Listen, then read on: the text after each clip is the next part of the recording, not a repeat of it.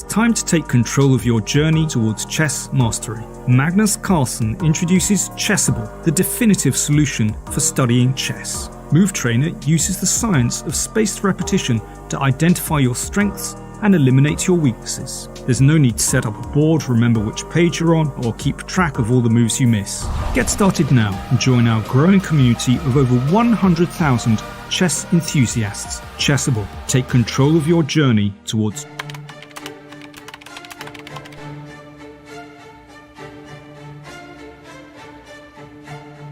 Hi everyone, welcome to our new video series. My name is Jan Gustafsson and I'm thrilled to be reunited with fellow Magnus Carlsen's trainers, seconds, Peter Heine Nielsen, Magnus Carlsen's head coach, and Laurent Fressinet, Magnus Carlsen's French coach, are both here, and we will be going through the World Championship match 2021.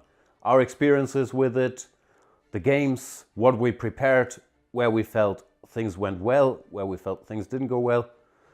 Peter, we have different perspectives because we were in different locations. Very much. I'm looking forward to talking to you guys about it because you were in Thailand during all the match and I was in Dubai with Magnus and his non-chess team. So I see some kind of debriefing where we will discuss what was the mood in Dubai, what was happening in the technical department in Thailand, and we got to sort of basically compare notes and get the two kind of inside looks from the match.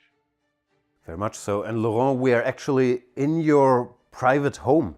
Thanks for having us. It's a big pleasure to welcome both of you, and I'm sure it will be interesting to talk to you guys about the match. Likewise.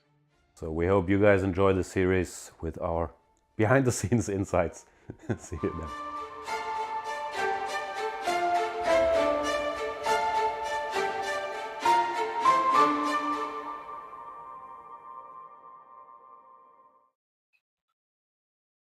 Hey everyone, welcome to my Banter Blitz. I'll accept random pairings to start with, so hope luck is on your side, and we'll see how many games we get through tonight. Okay, start with my 1e4 stuff.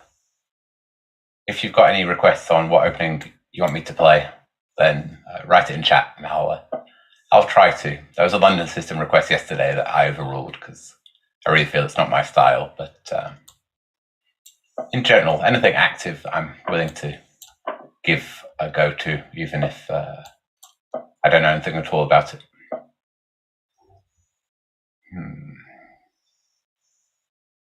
What to do here? Let's try something a bit unusual right here. So they're going to go g4 and try and mate. Okay. That's a bit like Sicilian. So I want to put my knight in on f5. So let's throw in the check first. Either block this bishop on c8, or exchange it. Now I'll hop into f5. So I can take this pawn on d6, but I want to be a bit more aggressive if possible. So let's try and make use of this rook on g1. In my attempt last night, I was far too slow, and things got, well, too weak, too slow.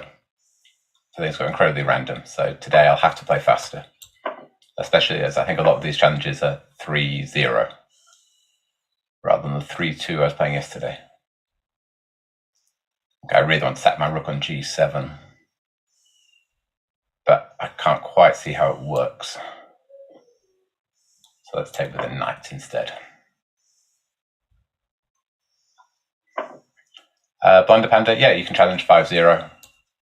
I guess 5-0 is the slowest time control that I can play to make sure that we get plenty of games in. And probably nothing faster than 3-0 either, or I won't be able to talk at the same time as playing. Not that I can do it very well anyway.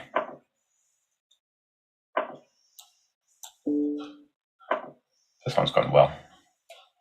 Rook g1 was vindicated. Okay, let's grab this pawn. Not so much about the pawn, I want to just be able to get my king down to the castle queenside or stick it up on some square. Yeah, it's always nicer to not castle, but c1 looks like the safest square.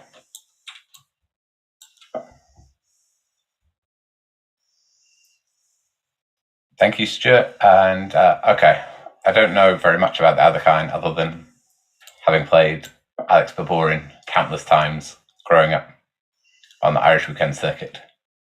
It was always frustrating me with the other kind. So I've no idea what you're supposed to do if they play the 4 pawns against you, but I'll attempt and see what happens. Play this check. And hello, Dangerous Ride. Yeah, it's been a long time since I've done any. Well, I did a stream yesterday against the Chess24 staff. The first time I streamed for a while. Bear with me as I'm a bit rusty. Now this feels like it should be a puzzle. H3 is a simple move, but do I have anything? Forcing. Rook takes G4, King takes. It's quite hard to make with just a queen. Yeah, play H3. Defect the bishop.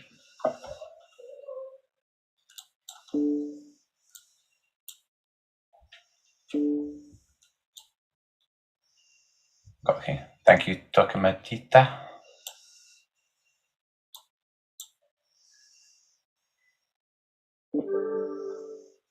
It got a bit risky. Rook G1 is an aggressive way of playing, and oh, and what time control is this? Bullet 02. No, sorry, I can't play 02. It's going to be a complete mess.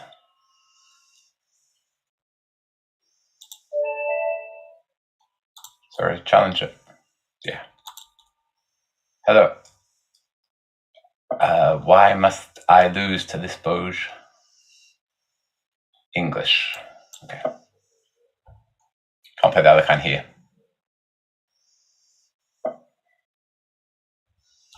So I'll play like a reverse Grand Prix attack.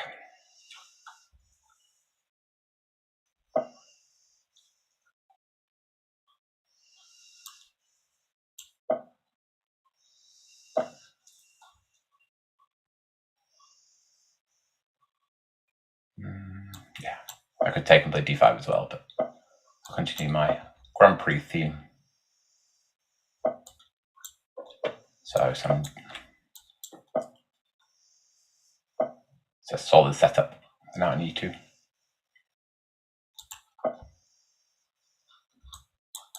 So queen round, f4, bishop h3. But unfortunately, my opponent knows too much to allow it.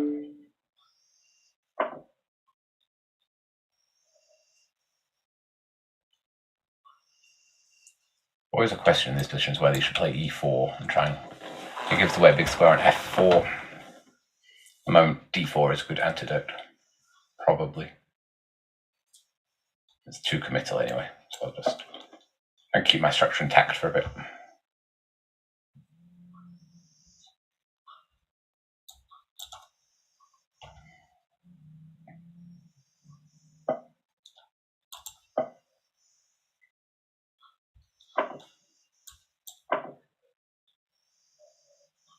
This one should be reasonably good. I wonder if white should be playing f4 here to stop me playing f4 myself.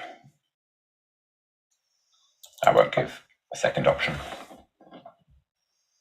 So this is a pawn sacrifice, but I don't think it'll be taken because the pawn that's left on f4 will be very weak.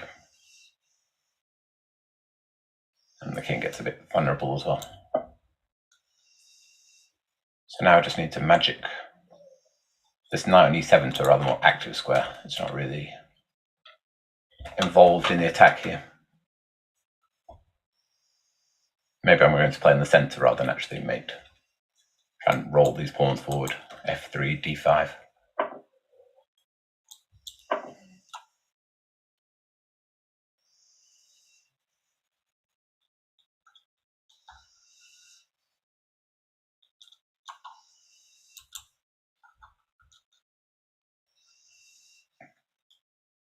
Probably I'm still going to play f3 and try and kill the bishop.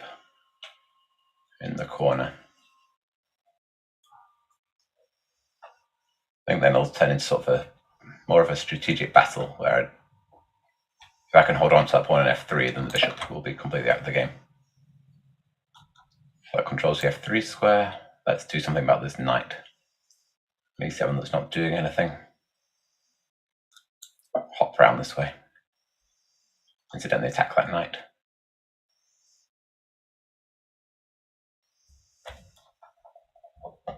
Maybe next, if then I'm probably going to bring my bishop out to g4. Control the f3 square a bit more.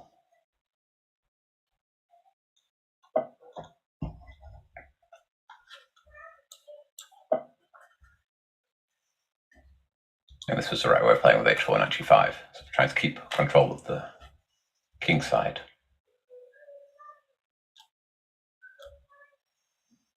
But I've definitely had much worse Grand Prix than this one. I'm not getting an out and out mate yet, but my pieces will become active. I've just got all my pieces, connect my rooks. Again, have a look at playing f3. Also, f3. Well, that cuts the Gordian knot. But see, talking to his pieces, both this king and bishop look very vulnerable now. Being me, I want to sacrifice the bishop with taking on g3. But if I just drop back, I think I keep control. It's quite important that pawn back to f2 isn't a move. So I don't really see how this pawn is being defended on g3. If it has to push, then pawn h4 drops. Okay. So I want to, what structure do I want? Change on my terms. So I have to make sure there's no counterplay with the rook down to e7 when my knight moves away. Quick look through to remove any weird hand controls that have been challenged. I don't see any now. They're all sensible ones. Oh, I can't resist having... I think I could have just moved my rook, but the knight on f4 looks so pretty against that bishop on g2. Go for some domination.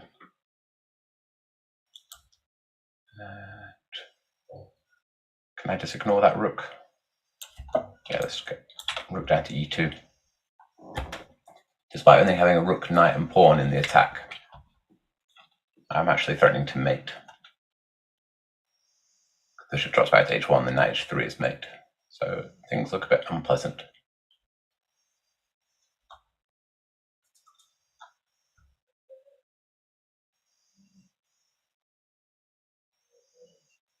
I don't know if there's really a solution. I don't see a way to stop my rook going to e2 next. You could try rook d4 to sacrifice, but then I could play my knight into e2 check to clear the rook. Okay, we continue with plan A. And okay, I can never resist the pretty move. I'm not sure it actually works. Okay, the knight can't be taken because rook h2 is mate. But if the rook moves away, then do I have better? Oh, okay, going there I can fork. If it's gone to f1, I probably was just dropping back to f4 again. Thank you. That one went better than expected. It's a dangerous opponent. So another random. Oh, okay. Sorry, we can play that again, but we can't play the same player twice in a row.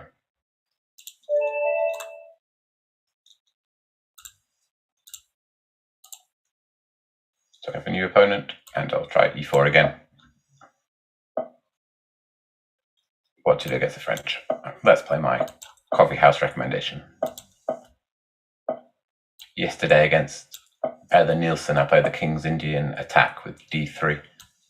And I think it was going well after the opening, but I got hopelessly outplayed and was completely lost until she charitably gave me a rook. And it was still murky, but I won in the time scramble. Now, the point of rook c8 is, the idea is to take on d4 and play knight b4 and win my bishop.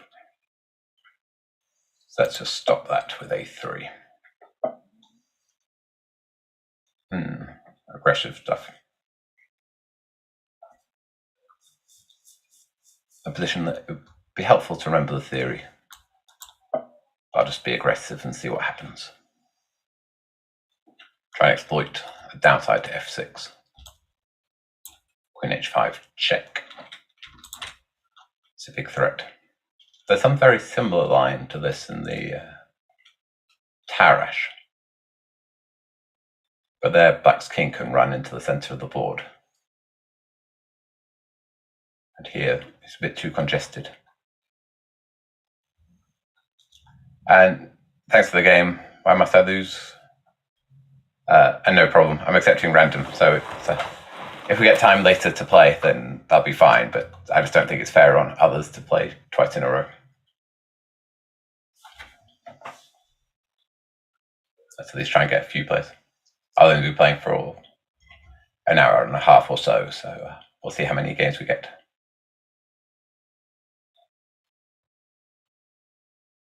It's made Bogdan think.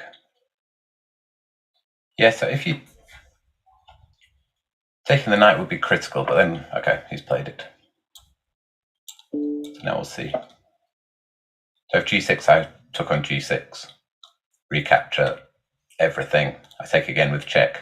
The king would still be forced to e7. And then after bishop takes g5, the knight wouldn't be defended with the knight f6. So it's definitely necessary to play king e7 first. Now, do I regain my piece or can I continue to attack somehow? At the moment, it's not easy for black to extricate himself. But so after a sacrifice on f6, it's tempting. But then I think the king is quite safe on f7. Let's get my knight involved in the game.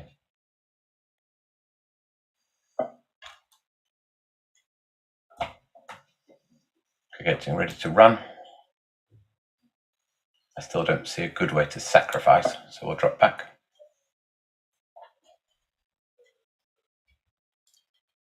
Thank you, Snow Leopard. Knight g5 is quite thematic. Certainly, if as black, you really should be on the lookout for knight g5 whenever you play f6. Very early in the French. Is it time to play classically? I don't see a better way to do it.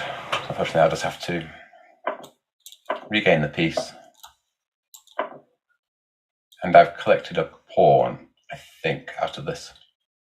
I should count 2, 4, 6. Yeah. So I'm pawn out, so he decides to keep the queens on. But that's quite risky. I was expecting queen takes, and then there's some compensation with the extra central pawn and some pressure on my center. I'm hoping that Bogdan will regret keeping the queens on with such an open king.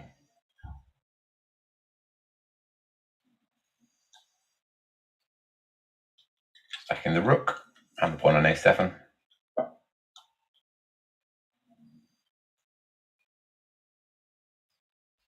Again, I've got a choice if I want to start exchanging things. Can I win material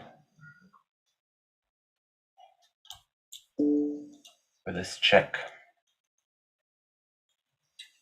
Idea to exchange bishops and then hop into f7, forking queen and rook.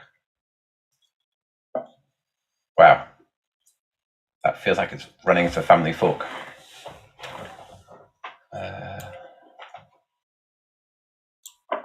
Don't see a mate, but knight f7 is coming with even more power now.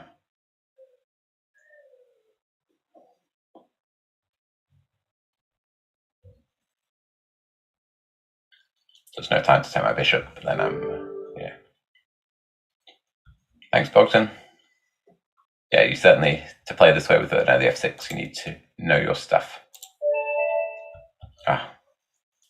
Something strange is happening tonight. Okay, got crypto. For a moment it said I was playing Bogdan again. I get another white, which is nice. I'll keep playing my coffee house stuff unless people request a different opening with white. So, for those of you who haven't seen this, it's sort of a Rossolimo Grand Prix attack hybrid. It looks very like the Rossolimo, but we're claiming our knight is much better on c3 than f3, because we keep the option of playing f4. And now I'm just going to play a Grand Prix attack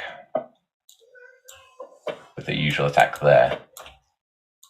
And it doesn't look like these double pawns on the c file should harm black so much. Get some counterplay along the b file.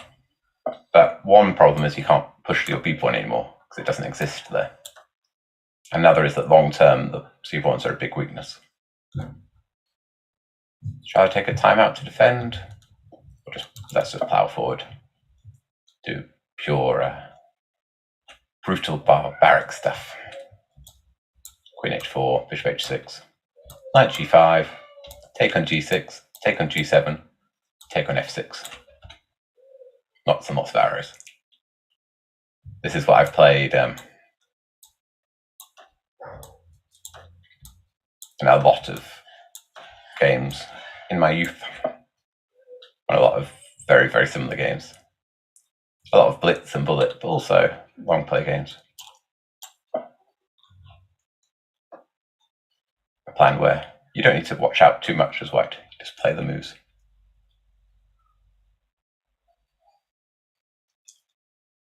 Thank you, Bogdan. Good game. Yeah, 95 is scary. The plan for the next chessable, nothing at the moment. Taking a break to work on my own chess, or attempt to. If I get opportunities like playing on the Champions Tour against the top guys, I want to try and make the most of them. I certainly will do, I'm pretty sure I'll do another course at some point. Or as I pause to try and calculate how I'm going to play bishop h6 anyway and give the pawn on b2. Or should I take a timeout to defend that pawn?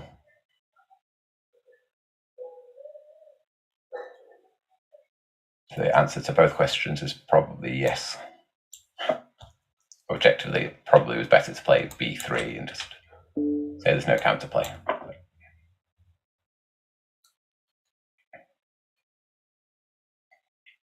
For courses for the white side, I spent a lot of time on my coffee house repertoire for the quality chess. So no immediate plans for anything else for white. I think what I'd quite like to do is a companion volume to the King's Indian against 1e4.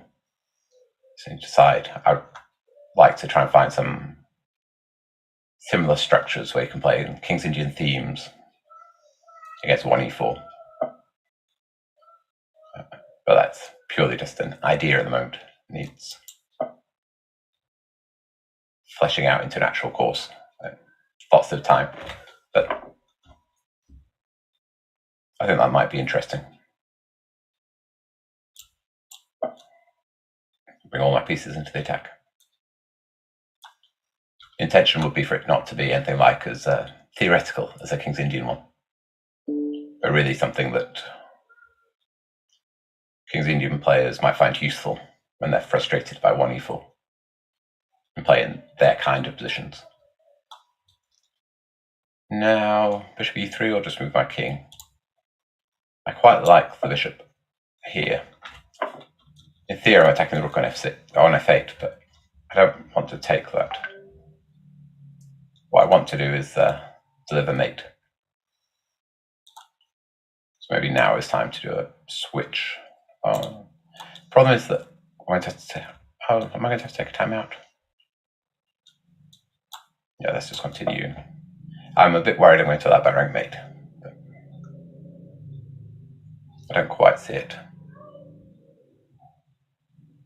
How long have I been playing Hex? A long time. 30 years now, I think.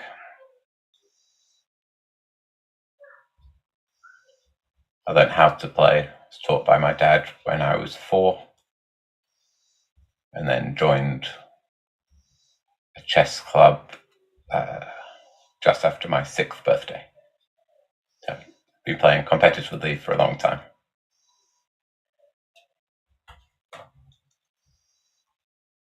Now, Crypto, do you have a defense to Queen H6? With the dual threat of Knight G5 and Rook H3 to mate on H7. I don't think it's a threat immediately because H5 will be played.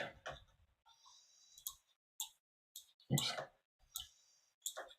I'm messing up my arrows again. What I was worried about here initially was Queen B4 to try and mate me. But then I realized my bishop is actually covering the G1 square. So I think I can just ignore it. I'm a bit worried that I'll play my move and suddenly there'll be a ding as I allow mate in 1. But I'm not sure I could sell bishop e5 better than this position. This bishop on c8 is also often a terrible piece when you take on c6. It just can't get past its own pawns. So I've got the thematic good knight against bad bishop, killed the bishop on h8, and delivering mate as well. It's a good opening.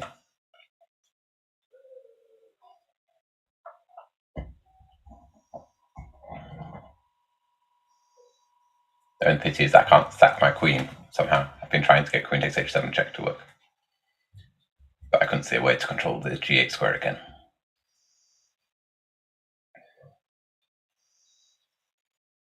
Here you see a problem that black can't take his own pieces. That pawn e6 really needed to get out of the way. Thank you, Crypto, for allowing me a nice advert. Let's see what we get now. Ooh, jump. An FM. It'll be a tough game. Especially if he plays 1e4. Because I promised to play the other kind. I see that thus far I've 2.5 half up. And knight c3. Okay. I guess I take that. We'll attack the pawn on e5. Now I think that you always have a choice in these other kinds, whether to sort of be solid and recapture the e pawn, or ambitious and take with the c pawn. Try and think now, if I take with the e pawn, we're playing a Petrov. We've got an e4, e5 on these knight c3 lines. It looks very like a Petrov. I'll capture it towards the center. Now, how do I want to develop my bishop? Do I fianchetto it, or do I come to... Let's develop the other one while I worry about it. I've definitely have a soft spot for fianchettoing my bishop. As Vladimir Kravnik pointed out after we played many years ago in London, that he noticed I always wanted to fianchetto my bishop on g7 as black. So he played some annoying move order to prevent it, showing his understanding. And before that, which I'd never considered that foible of mine.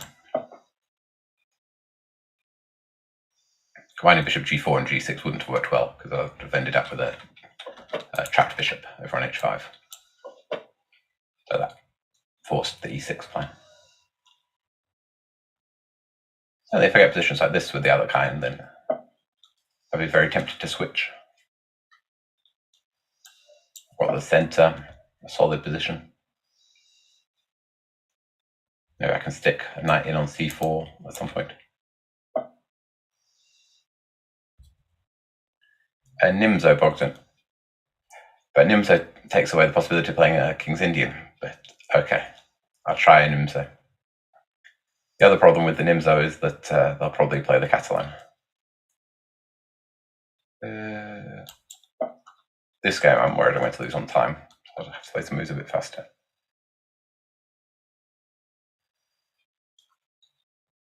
Snow Leopard, is it true that professional chess players do not eat anything before the tournament?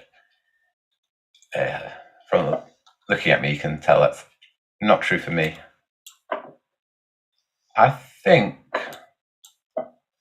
most players consider you should eat a couple of hours before the game. After all, the games can last for... They're a bit quicker these days than they used to be, but still. I was playing bishop c5 without allowing any b4. That was the point. But still, yeah, you could play for 6 hours or something fairly easily. And if you have no fuel, then you're just going to blunder at the end of the game. So no, I think eating is very important. I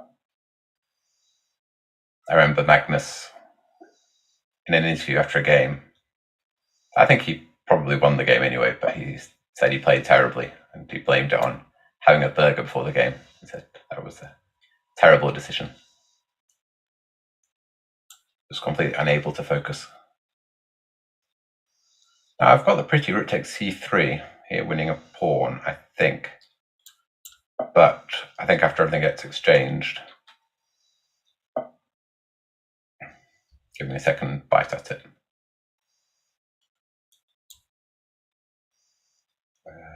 That's just... Okay, I need to play faster. Yeah, I could have played rook takes c3, I think, but I was worried the rook would end up down on c7 with good counterplay. So let's just win the pawn cleanly. But now I've only got 25 seconds to somehow figure out how I'm going to use these central pawns. Let's double on the c file against that pawn on c2 to start with. Oh, okay. That's the second pawn. The opposite colour bishops, of course, give white some chances here. There's still quite a lot of other material on the board. Okay, I just need this a pawn to start moving. Bishop d4 is a big threat as well, right? How long did I have that? Let's get rid of the queens. Okay. Now I'm definitely winning. About 12 seconds. Let's put all my pieces on dark squares. So we're all on dark squares here, then I can't pre-move a blunder. For that bishop, and f3 can't take it. I can pre-move offering that one to get the f2 pawn. A lesson in pre-moving. I'm not very good at it, but I understand the principles. I just move the mouse too slowly. Okay, let's just get rid of all of those pieces. Now 8 seconds to do this one. Actually, I might end up winning on time.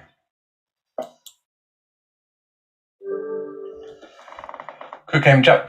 And thanks for the suggestion, was it Stuart, of the Alakan. I enjoyed that.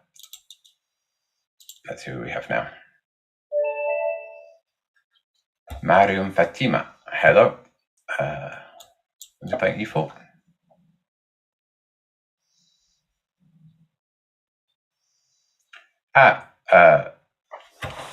Finsbacher, you saw my game with Nisipiano. Are you here, Mariam Fatima? Give it another few seconds. That was a great game. If it was a very typical Nisipiano's creative side. I was black in a King's Indian. He sacrificed a pawn. He sacrificed the exchange. I found a way to win a piece that objectively, okay, sorry, we'll have to move on to the next one.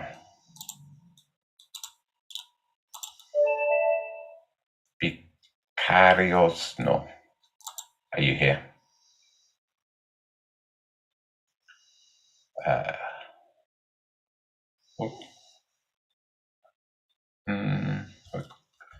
Okay, much luck now.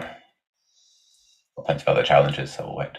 But yeah, my game with Nisupianu, he sacked a pawn, sacrificed exchange. I found some tricky way of winning a piece, but in return he had some. My king was a bit loose.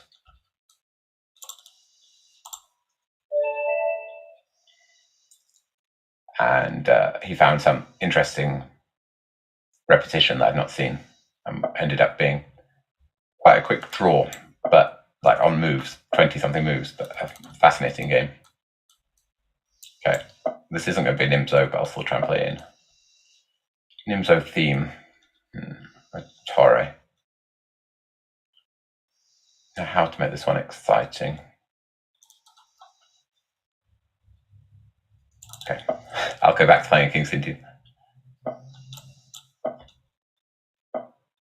This isn't quite as bad as it looks. I think if I didn't play it, I at least considered playing this setup as black.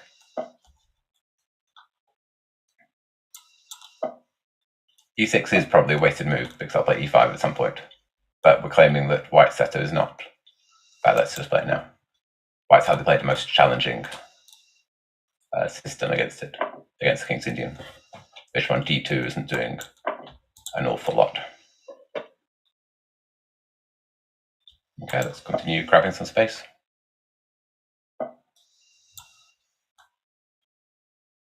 And I'll take that pawn as well.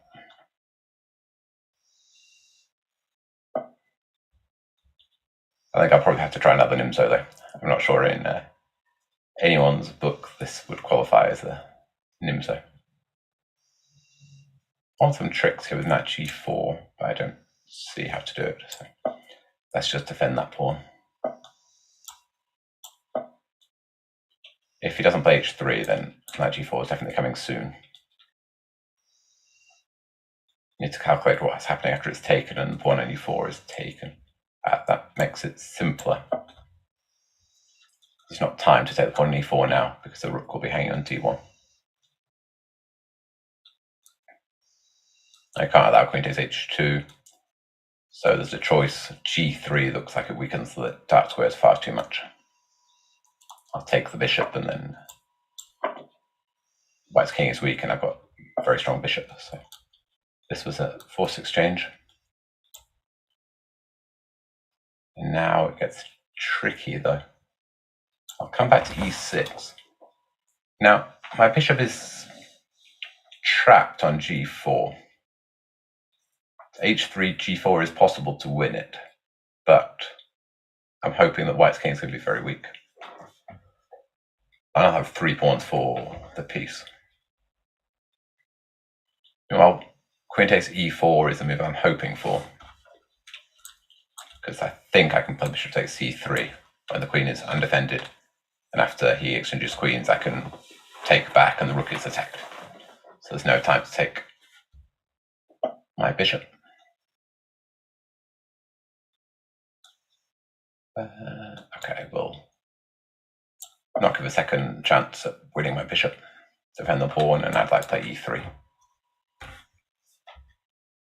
Well, I can regain the pawn with bishop takes c7, but the bishop looks very loose there. I've not calculated anything. Just feel. Kick that rook somewhere. Want to take the pawn on c4 if I can. If the rook moves off the d file, then I'll take the d file, gain some time on the queen as well. Now that's a good square for the rook in principle, but unfortunately I was defending it twice.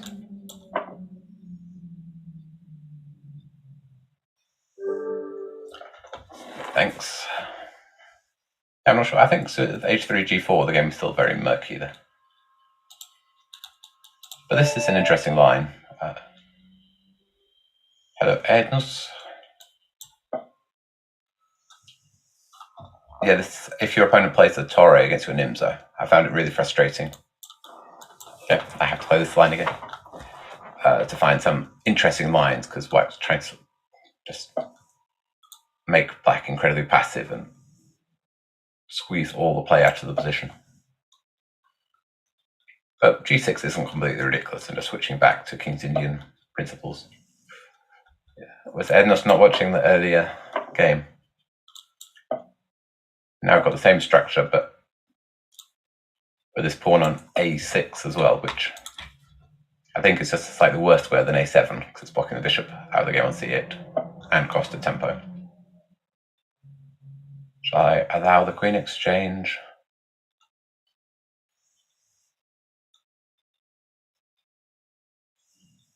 I'll try and demonstrate the other problem for Black with this structure. Play e5 instead, and that's that this pawn on c5 is actually very weak.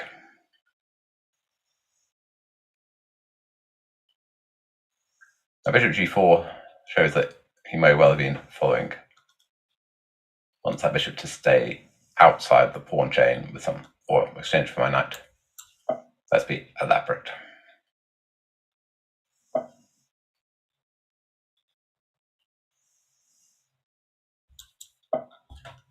Bishop doesn't have a lot of squares it can go to. I think it has to go all the way back to e6. So otherwise I was trapping it with a Noah's Ark, g4, and f5. But yeah, the claims that this pawn on c5 is very weak. It's like a reverse Nimzo. You see this theme quite often.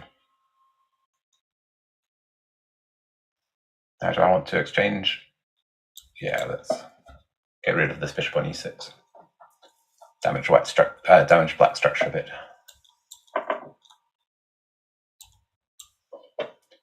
Now I think what I don't think I need to watch out for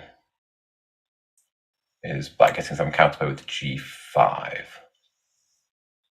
So I'll even go to extremes to stop it and play h4.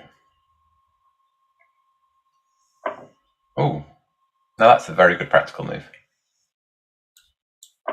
Because long term, Black's in all kinds of trouble that the pawn on c5 would have dropped, and then the pawn on e6. So this tries to change the dynamics of the position. I approve of the move. Now I have to show some accuracy diffusing Black's initiative as well.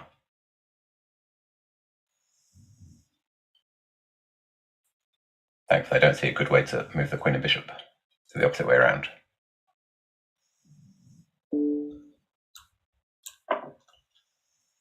This bishop d4 check.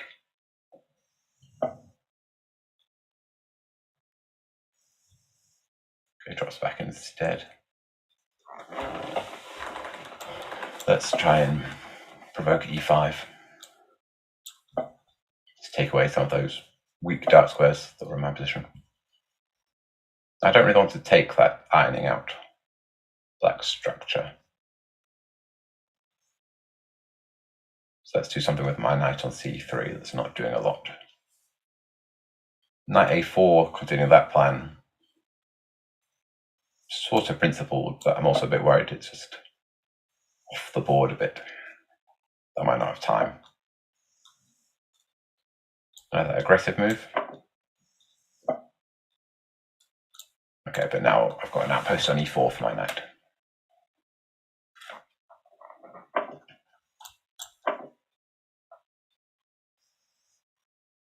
I think that the compensation should be drying up now. It can be very difficult to play around my knight.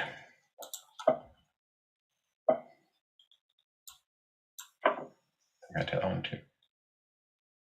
Okay, 27 seconds. I'll have to speed up again. I should be dominating the board here. There's a useful check on f7 coming. So let's stop the check, but going to attack both the rook and queen.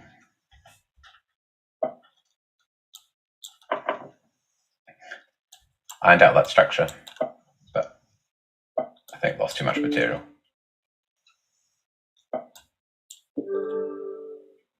Thanks, Ednos. Some good themes there. I liked the knight sacrifice, but the opening was very dodgy for Black. I think you get stuck in a strategically super risky position. Church of Rio, are you there? High rating, so it'll be a tough game. If Church of Rio plays a move in the next 5 seconds, else we'll move on to another one.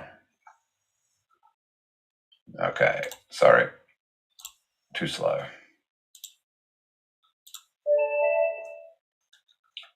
Hello, Liam.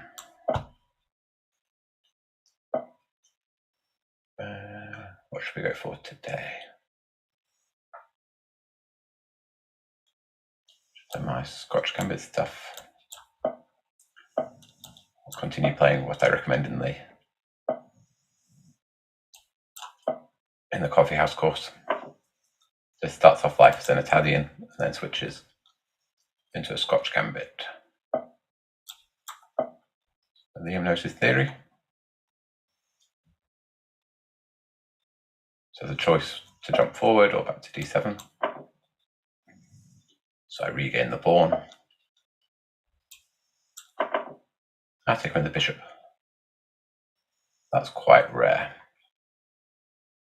Normally black takes with the pawn to be able to go to c5. When I was writing the course, I thought bishop takes was underestimated.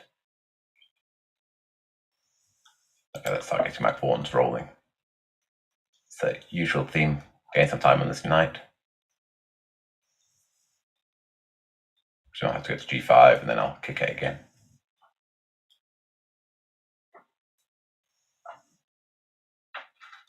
White's hoping to use this majority over on the king side, especially the e5 bridgehead, to create some big attack with f5 and crash through on the king side. Sort of like this.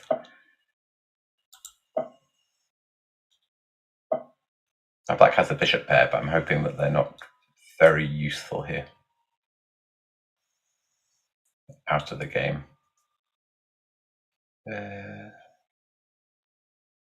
So queen d2 is the fastest way to do it. After king h8, queen h6, rook g8. Is there a kill? I don't see it.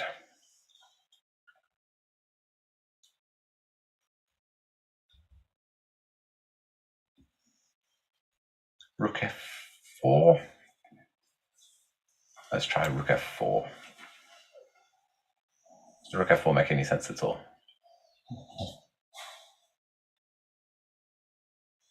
I'm not sure.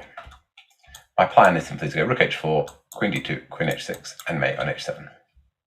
But maybe it would have made more sense to bring my queen in first. But we'll see.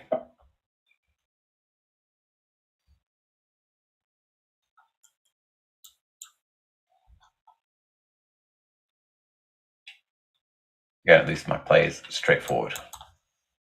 The thing I need to watch out about is rook e8, though, because it threatens rook takes e5 using this pin along the g1 a7 diagonal. So I probably have to take a time out with king h1 and then go back to my plan. The other thing then I'll have to watch out for, though, is once I get my queen to h6, queen takes f6, take it, and rook e1 mate, which would be embarrassing. Yeah, but I can also, after playing queen d2, start with rook takes h7. And possibly I can... My brain slowly whirs away. So queen d2 is a sensible move, but can I start with rook takes h7 then? And then play queen d2 and try and deliver mate on h6. Is there a defense?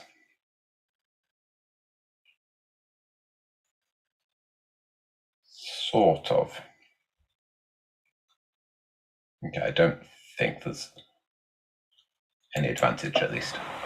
So if I played rook takes h7 immediately, what I was analysing was king takes h7 and then queen d2, threatening the same mate on h6. The bishop takes d4 check. Tries to deflect the queen.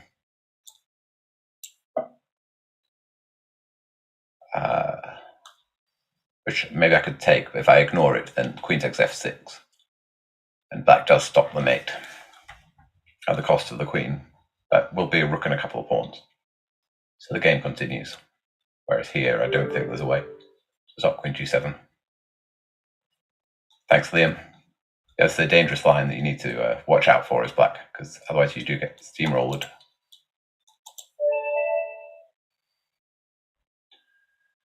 Hello, Louis. From Madrid. Are you here?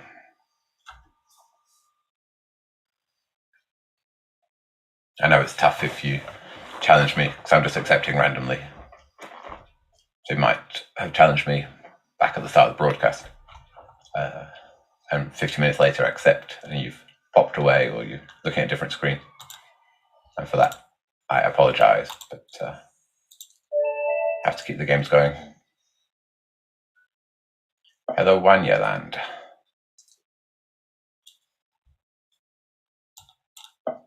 Uh, 2400, very respectable rating. And I promised a pure Nimso. And we even get a Nimso. A Samish. Now, I'll play this line, this old line. What I want to point out is that this theme of going after the pawn on c4 is exactly the same one as I was trying to show with white in that Grand Prix style thing of where I took on c6. It's the same structure over on the queen side. This is rather different because white has more of an initiative in the center, of course, a big center in return for this damaged structure. But still, it's considered aggressive but risky, this Samish, because you give away this big structural concession over on the queen side. Now, I'm rather worried about e5, so I'm thinking whether I want to throw an h6 or not. I think I probably do. And then we'll stop e5 happening. So the aim is to diffuse all of white's attack on the king side and center, and then go back to winning this pawn on c4. Now, do I offer my structure to get damaged? No, let's close instead. I was considering getting out of the pin with queen d7, but I don't think I need to rush anything here. It looks like a weakness of the pawn on g5, but it's not so bad because the knight on h3 is now terrible. And there's no f4 or h4 bricks. c5 was a good move, getting rid of this structural problem tactically. So I can't take this pawn either way. I wanted to take with the b pawn, but queen b5 check is very annoying. If I take with the d pawn, then I drop the pawn on e5. So I think I try and get my king to relative safety.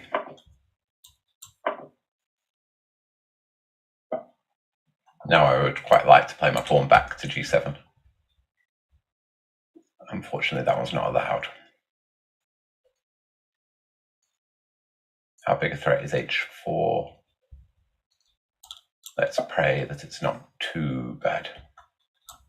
Maybe I could react with knight h5 into f4. So we'll tackle this pawn on c3.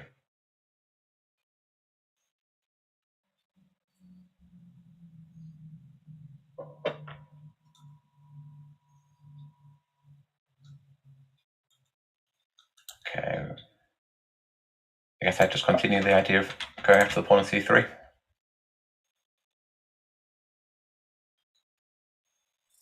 Max Irva once wrote, Petrosian is not a tiger that pounces on its prey, but rather a python that smothers its victim.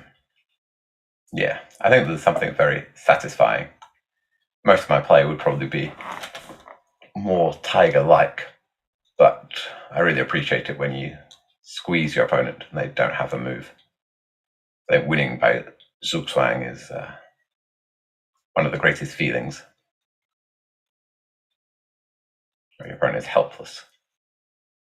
And I'm going to lose this game on time. Need to. It's too interesting a game. Interesting dynamics going on.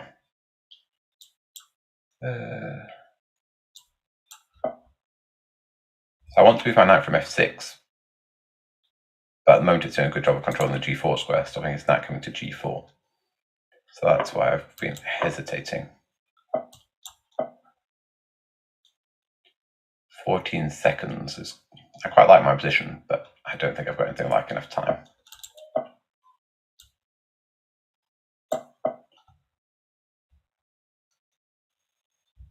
This isn't a position that I can pre-move in.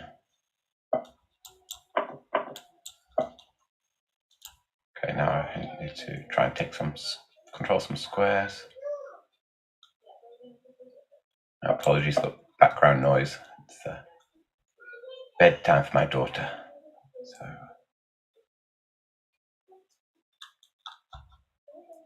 she'll be expecting her bedtime story.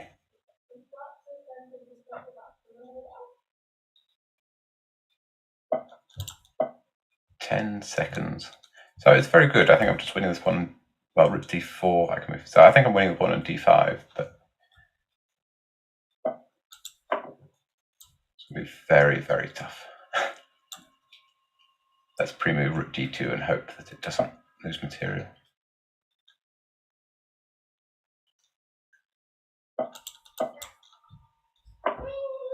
So I want to get my... too many pins here. Rook d4 is a weird move. So these get exchanged. Oh, actually, he's also got long time now. There's a weird phenomena, it's quite often, especially with the time travel addicts, that somehow you get 10 minutes against one, or even half an hour against one, and starts to get 10 against one, and suddenly when you've got down to 3 minutes against one, it feels like you're the one in time trouble. But yeah, got a bit random, that one. I must remember when there's no increment that I need to play faster. Hello, Hex. Let's try another Alekhine. It worked well earlier. Oh, going for the... Oh, here it would be useful to know some Alekhine knowledge of whether I'm supposed to defend it with the e-pawn or the c-pawn. So we'll try the e-pawn.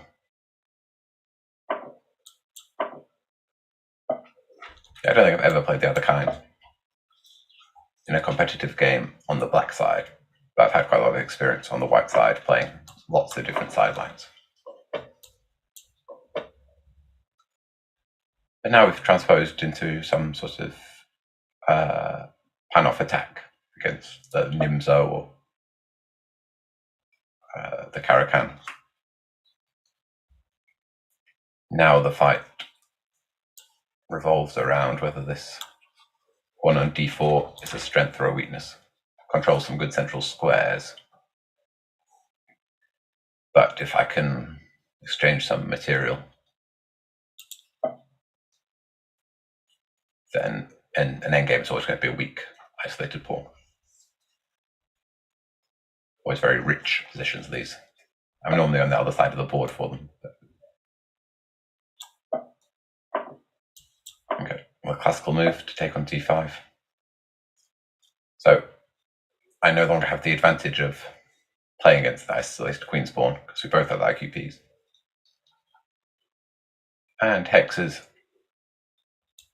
claiming that his knight is better than my bishop on b7. It's blocked in by my own pawn. Which is quite often true, but here I think giving away the light square bishop was quite a big liability for it. Certainly if there was a bishop on d3 magically instead of the knight on c3, I'd be under some unpleasant pressure. Here, I don't think I need to be too worried. Let's take control of the b5 square. It's a double-edged move a6 because I've taken away another light square from my bishop. Maybe it's not a good one. But after the last couple of games, I need to play faster.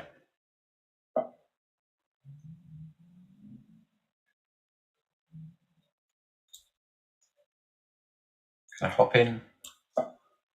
I keep provoking white to try and tactically win my pawn on d5, which is possible, but in return gives me my bishop on b7 will magically come to life and be attacking.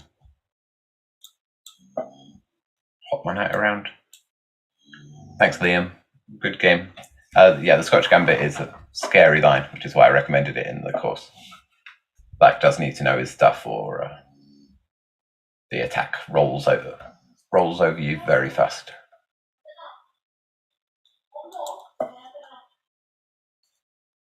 So we've got an almost symmetrical position. I like bishops. Fishy would probably say that white is completely fine here with his famous preference for the knights, but I feel I should have something small here. My knight on c4 is a pretty piece. I don't know if it's doing anything, but it looks nice. Now I'm going to continue my strategy of provoking hex to win my pawn on d5, opening up my bishop. Ooh, that's a risky looking move. And it's on the point of king f1, worried about a back rank mate. But a6 to f1 diagonal is very open now. My bishop on b7 is about to come to life.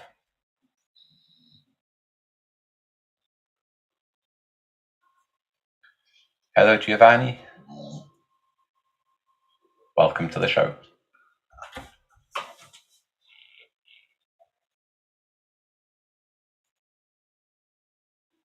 I think the question is if this pawn is taken on d5, am I still playing bishop a6?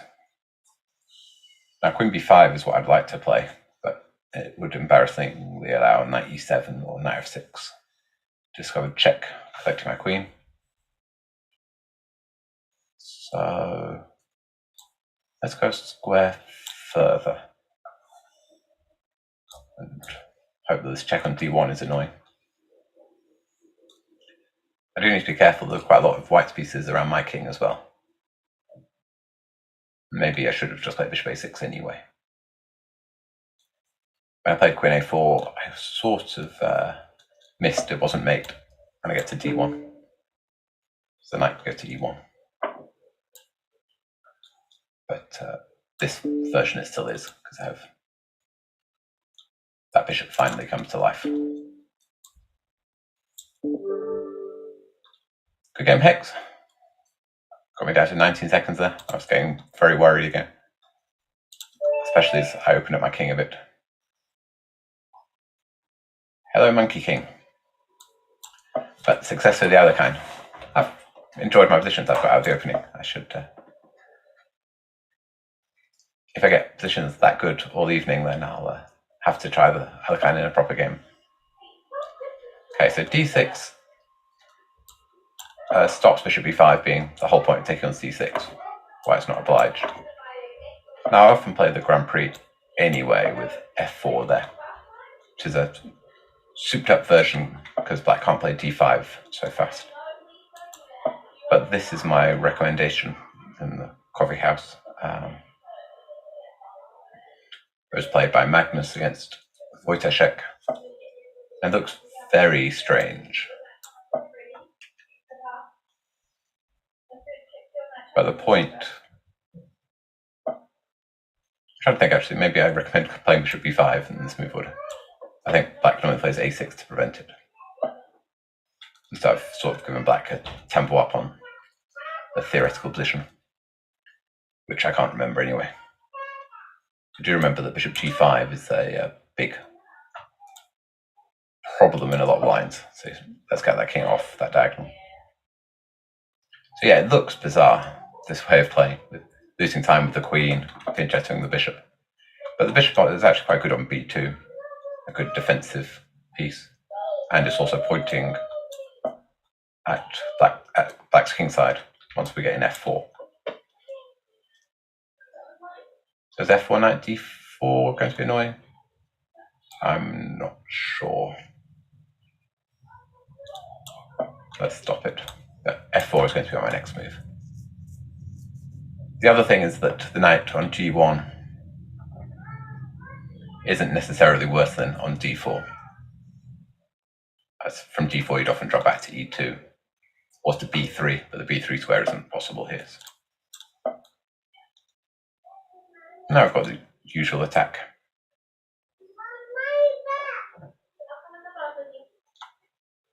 So I think this is hopefully an unpleasant choice, monkey king. Taking the pawn on f4 opened up my bishop. But now can I start steamrolling?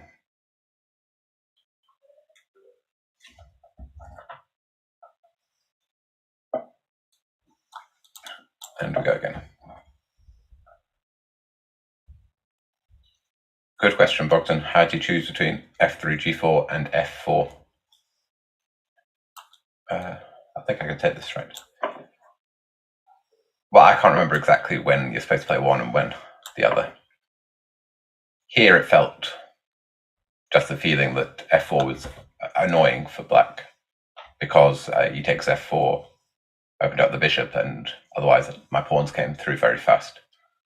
So I think f4 concretely, if ef isn't really possible, then f4 is the main plan you're going for in this structure to make maximum use of the bishop on b2. Can I just take that?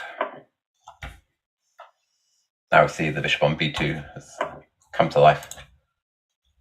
Another nice advert for the line. Thank you, Monkey King.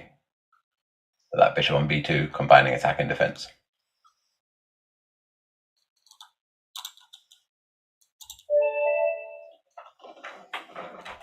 Crypto again. Yeah, okay, Crypto, if you play a move quickly, then we can play a second game. Be a bit of time, but maybe you've gone. Okay. Let's move on to a different one. We had one game already anyway. Dangerous Ride, hello.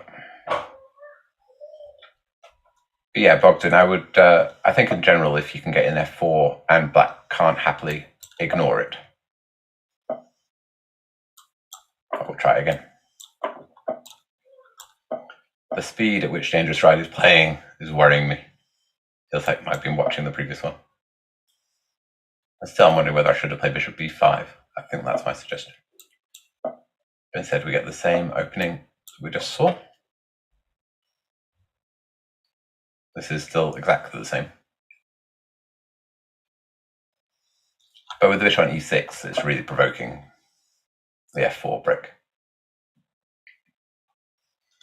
I'll even play it at this point. And now what I want to do is take it with the knight. So that I'm attacking the bishop on e6.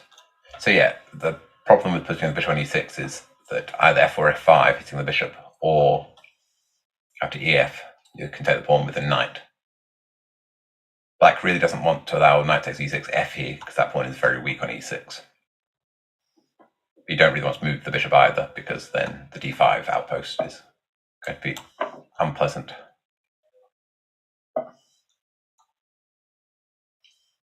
Okay, do I want to exchange these bishops? Or just move my rook? Those tough decisions. They both look quite promising. Okay. My initial thought was rook e1. I can't decide which is better. My plan is to exchange light square bishops, exchange one pair of knights with knight d5, and then deliver mate on g7 again.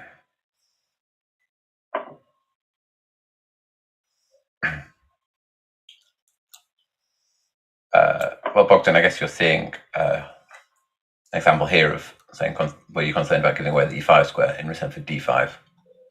And here we've got that I think that the d5 square is just a lot more useful than the one on e5 here, as the e5 square is not really helping black's position very much. The e5 square is not attacking anything. The knight on e5 controls 8 squares, it's that octopus, but none of them are really that relevant to control, whereas the knight on d5 is attacking the bishop and knight on f6. At least it's putting a lot of pressure on them. But I think it should have been ignored. And keeping black extremely passive. The final thing as well is the knight on d5 can't be taken by the bishop because it's the wrong color. Whereas in a worst case, after knight e5, I can always take it. So here I could take it and play a nice position with a good knight on d5 against a bishop that can't do very much. But I don't think I'm needing to rush bishop takes e5 here. Let's get the pawn storm going. Now this pawn could be taken, but I think opening the h-file is much too risky. Queen h5 is coming next. Oh, okay, maybe I miscalculated something. Now, let's get rid of this knight first, and then play queen h5. If I don't queen h, that's a strange move to insta move. Queen h5 immediately, knight g6 was an option.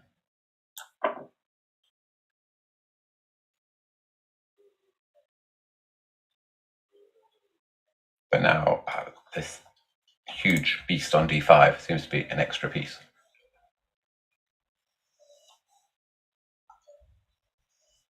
And I don't see any counterplay for black. I can choose how I'm going to continue. Do I play classically and exchange things and win with my extra knight? I doubt it. Ooh, that was a pretty mate. Thank you, Dangerous Ride. Interesting thematic battles we've been having tonight. 2 of those games in a row. Some similar themes in the Alekhine. The Nimzo and the Grand Prix hybrid with Bishop b5 as well. Hello, Beth Jamon. Welcome. And let's see what happens. We have this line again. Okay. So we'll play our Nimzo King's Indian hybrid again.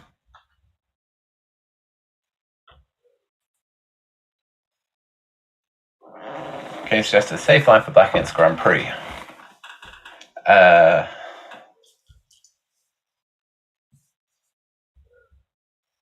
is sort of the advantage of the Grand Prix, that it's not so easy. Black can, of course, if black knows his stuff, then black isn't worse. But it generally isn't very safe. Depending what your Sicilian is, really, because you can easily get move ordered with 2 knight c3 into a line that you weren't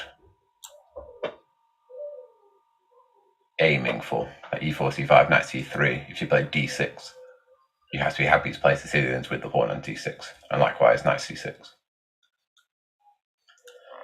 Now d5 will be the classical move, but let's keep it King's Indian. I recommended 2 a6 against the Grand Prix a few times. That way black gets to play a bit more on his terms.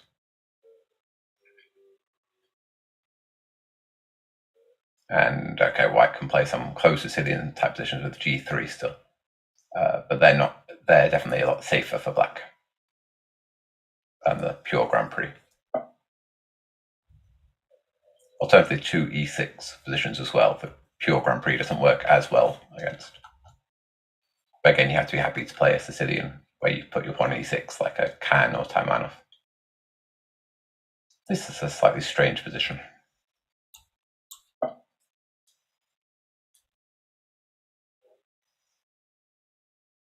But my pawn on e6 is not necessarily on a bad square here. I think I might be able to play the world's best hippo as the knight on d2 is rather passive and the bishop on e2. We sort of transpose more into this quite trendy line, anti-King's Indian, anti-Grunfeld, d4, knight f6, knight f3, g6, and then knight d2. Yeah, these kind of positions. Wow. Benjamin goes for all very safe, solid stuff to start with, and then dashing out with the trendy h4. I'm not sure it's justified right here. I don't see how you get the pawn to get any further. Ah, you sacrifice it, of course. The idea is to sacrifice it to open lines for white's pieces, and I don't see the lines that have been opened.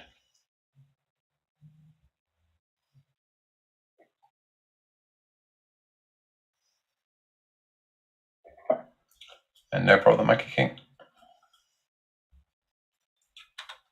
So it's the idea to go king g2 and rook h1. And to stop my knight going to f4. Let's go for the f5 break. Feels that white's last couple of moves have justified some aggression.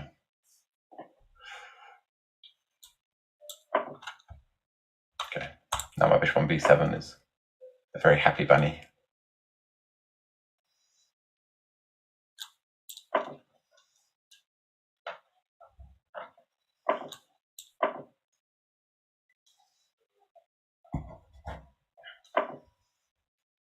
Yeah, this is the right way of trying the position. Regaining the pawn. I'm hoping that my king isn't really weak here, because it's hard for white to bring in any other pieces into the attack. While this long diagonal is a bit loose. Now, I think the tactical defense of this pawn g3 isn't working. Let's check, but the pin down the g file is going to be a problem after the bishop is taken. I'm going for it this way. Okay, should we just get out of there? Or shall I attack the knight?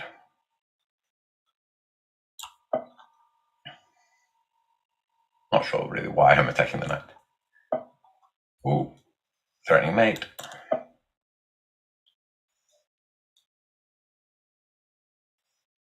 Lucky I had a defense to that one. Both Yaman's played well to justify this h4, h5. That when it was played, I was very dismissive that there'd be any play down the h file at all. I didn't expect there to be a mate and one threat. Now, how do I? This feels like another one that's a puzzle. Does queen d3 work? Take on f4, queen e2 check, king g3. I don't see a follow-up there. Or am I just going to have to play a check? Let's try and winkle the king out.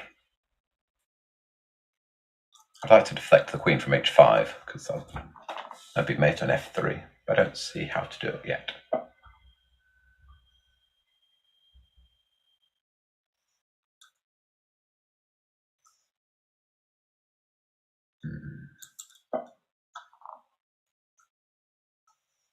Not sure about that one, but my idea is that the pawn on f4 dominates this knight on f1 now.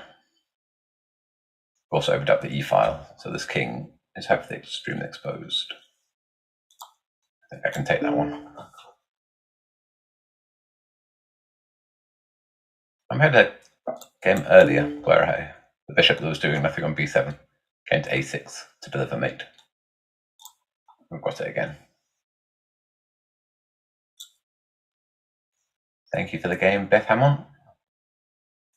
Certainly a rather odd mix of plans, but you got it almost working there. I got scared with the rook and queen down the open h file. Almost mated me. Hello, Nikki Mullins from Ireland. 4-minute chess. Unusual time control chosen. I don't know why it's just 3 and 5 that are played. 4 is got every right to exist. This is the line I used to play in bullet chess all the time. I wasn't entirely sure what the point was after a5, but there's some weirdness here. This knight just keeps jumping. The knight will be trapped, so it has to come to d7. Now e6, yeah.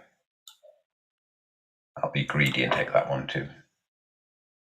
And try and make sure I don't get mated. So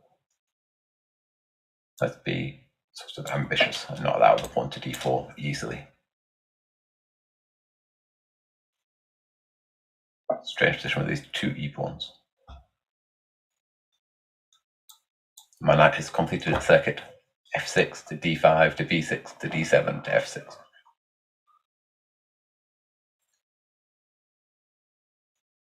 Another typical Alekhine.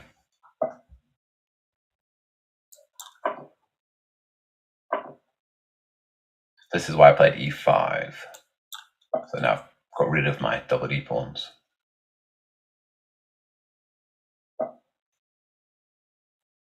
So they need to be careful still though. There's a lot of those white pieces floating around in the attack.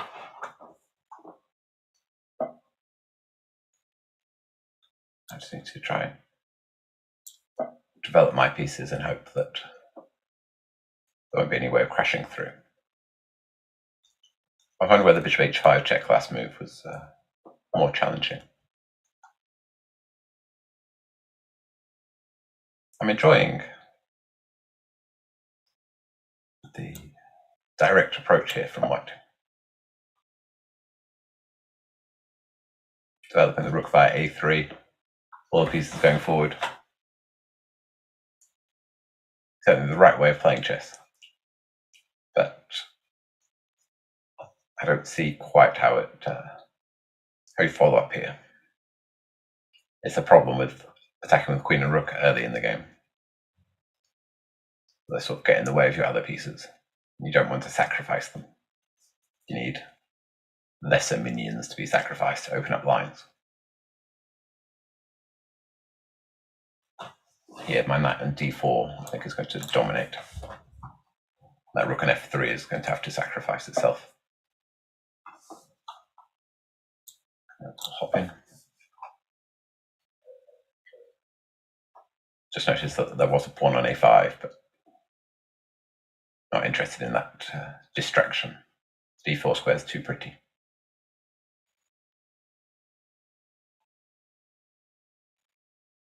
Knight e4 is on the cards too, when that queen is going to be trapped on g3. Can the queen survive? You sort of see the problem of bringing the queen and rook out so early. Run out of squares.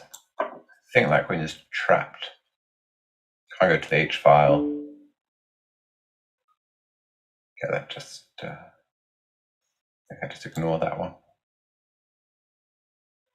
d7 or d8? d7 is tied, yeah. Yeah, back to d7. Can't go to g4 or g5 or g6. Can't go to f3 or f4. And e3 allows knight c2. The power of the centralized knights. Controlling almost every square.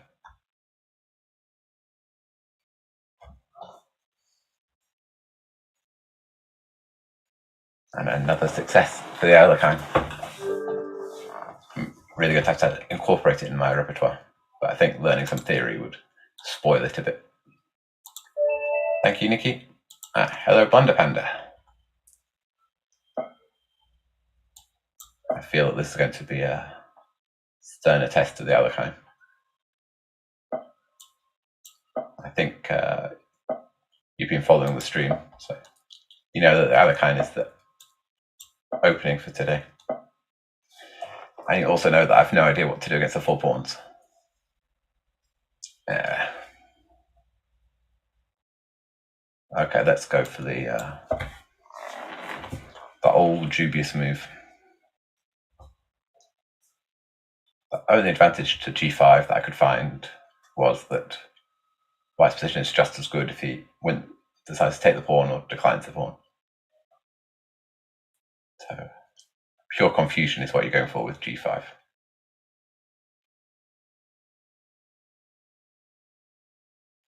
Oh, thank you, Monkey King. Glad you're enjoying it.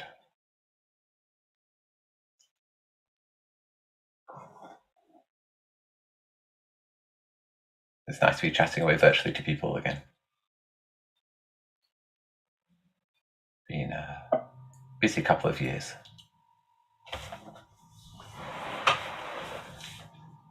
Yeah, so this is the problem with g5, that declining the pawn is just as good as taking it.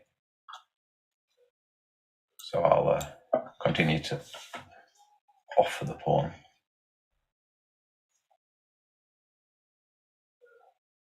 The issue for the white side of the 4 pawns is that black has a few different ways tricky ways to undermine the center. But if white navigates them all, I think white is doing very well.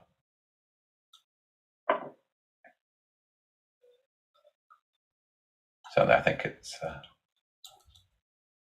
the critical test.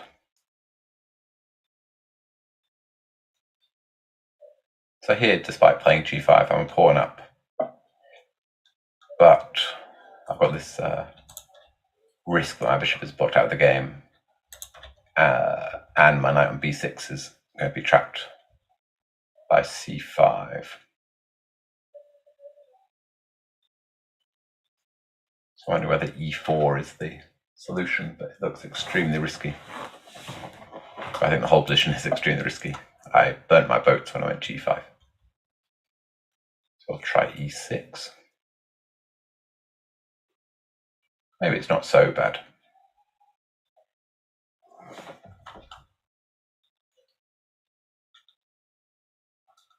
Got some ideas, and that takes c4 and queen h4 check. Queen h5 stops that one. Okay, well, let's get rid of that pawn. Ask Blunderbander which way to recapture. It probably does need to be taken because d4 is annoying.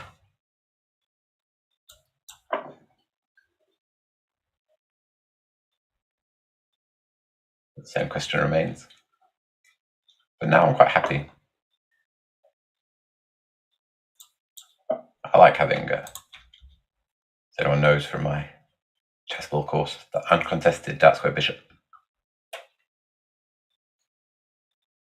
On an open board, I think it's very powerful. Of course, things are a bit different here. Just be careful about my king safety. But still. Let's see what happens. Now, where to go with this queen? Let's try e8. The idea is to play f5 and challenge that white queen. So I have a pawn up, after all, with the bishop pair. So I should be very happy with the queen exchange. I'm happy to gain time if the queen has to drop back. Try to get this knight on b8 into the game. c5 looks like a nice square. Don't think I should be getting mated. Knight g5, I always have h6.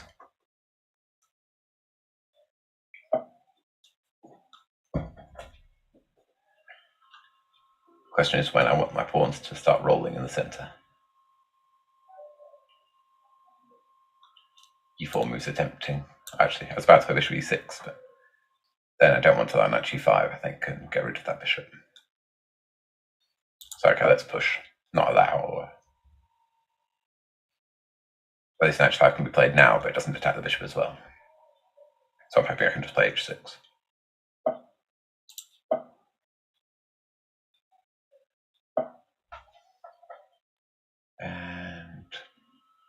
the knight's coming back into the game via f4. I could sacrifice the pawn with f4. Let's instead try and get my knight involved. So I started knight c2 check. That's why he castled. Go to on a weird and wonderful journey. Only seems right in another kind to get your knight doing weird things. I get ready for a rook sacrifice on h6. Probably. Should I be worried? Probably. Or I'm going to go with my knight in the meantime. Do need to speed up. Okay, let's go to e5 with it. So my queen can be cover for the bishop if it's sacrificed.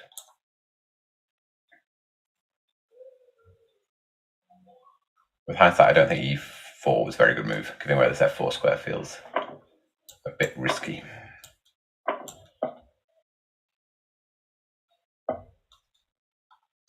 Okay, so time for the other knight to continue its meander around. And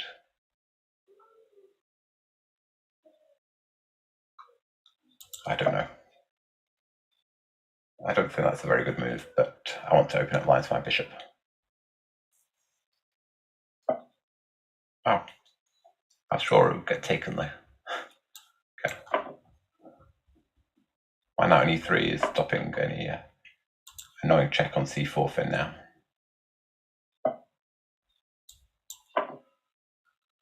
Get rid of that one. Okay, let's just get rid of the queens and hopefully 24 seconds. Oh, we have plus 2 seconds to move, so this time I shouldn't get flagged.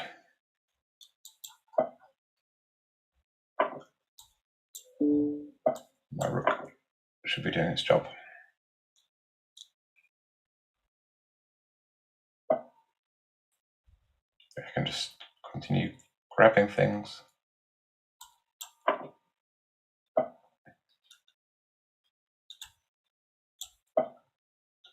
Let's make sure that pawn on b6 isn't too dangerous.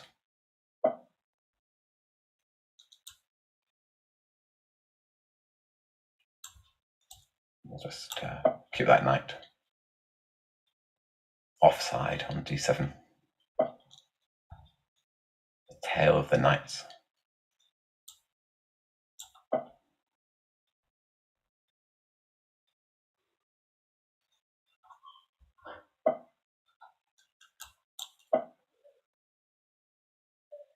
The knight. So only square is to go back to my starting square. Good game, Banter Panda. We're sort of overrunning already, but I'll see if there's one last game. But sorry, not against Banter Panda again. We'll try one more game though. At Church of Rio, are you here? You weren't here for the earlier game. See if there's time for a game. Cheers, Blunder. A crazy game. I think the opening actually went quite well for me, but then nope, so it's not here again. Okay. One last try, or we'll call it an evening.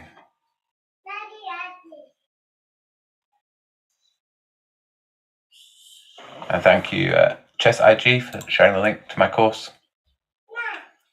This looks like it might be it, as that's 3 guys in a row who've not been here, so it might be a sign. But thank you everyone for the games and watching the show. I hope you've enjoyed it, and somehow I think I managed a clean sweep, but I had a lot of dodgy positions in no time, so quite fortunate. But anyway, yep. Thanks a lot, and I hope to see you all again soon in another Banter Blitz. Thanks, and good night for now.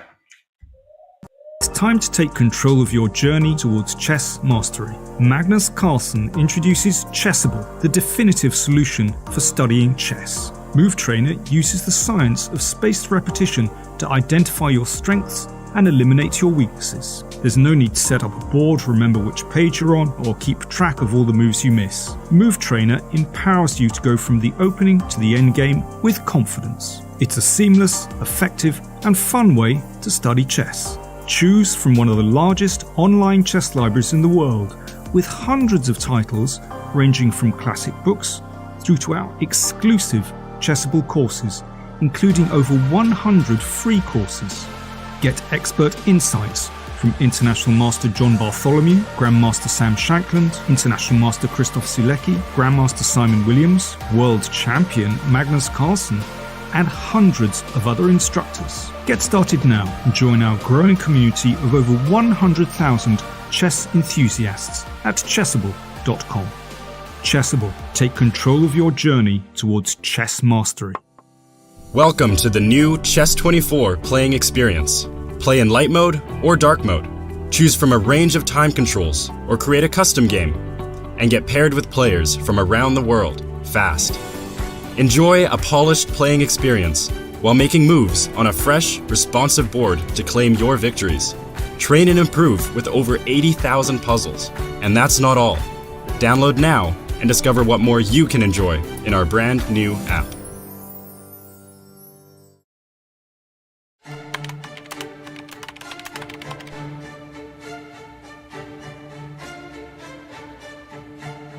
Hi everyone, welcome to our new video series. My name is Jan Gustafsson and I'm thrilled to be reunited with fellow Magnus Carlsen's trainers, seconds, Peter Heine Nielsen, Magnus Carlsen's head coach, and Laurent Fressinet, Magnus Carlsen's French coach, are both here, and we will be going through the World Championship match 2021.